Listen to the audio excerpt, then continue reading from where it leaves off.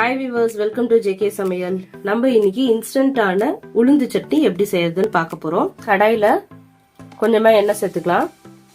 ஒரு 3 table spoon உளுந்து இந்த எண்ணெயில போட்டிருக்கேன். 1 ஸ்பூன் தனியா ஆட் பண்ணிக்கிறோம். ஒரு 5 வரமிளகா சேர்த்துக்கிறேன். காரத்துக்கு ஏற்ற மாதிரி நீங்க சேர்த்துக்கலாம்.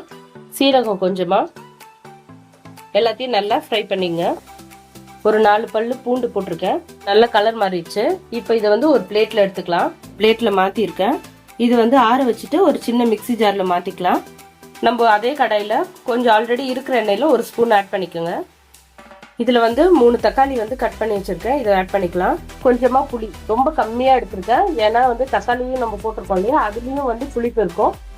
ஒரு 1/4 டீஸ்பூன் மஞ்சள்தூள், கொஞ்சமா சால்ட் எடுத்துக்கிறேன்.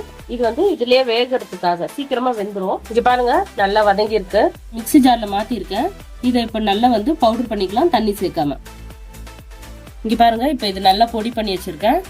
இது கூடவே நம்ம வதக்கி இருக்கிற இந்த தக்காளியை சேர்த்து அரைச்சிடலாம். அரைக்கும் போது கொஞ்சமா தண்ணி வச்சு கொரகொரப்பாவே அரைச்சிக்குங்க. நல்லா அரைச்சி வச்சு இப்போ தேவையான அளவுக்கு சால்ட் பார்த்து ஆட் பண்ணிக்கோங்க. தாளிக்கிறதுக்கு கொஞ்சம் எண்ணெய் சேர்த்திருக்கேன். உளுந்தும், கடுகு, கொஞ்சம் கருவேப்பிலை, நம்ம அரைச்சி வச்சிருக்க சட்னி, நம்ம நார்மலா சட்னி தாளிப்போம் இல்லையா, அது ஒரு தாளிச்சுக்கலாம். நம்ம சுவையான உளுந்து சட்னி ரெடி.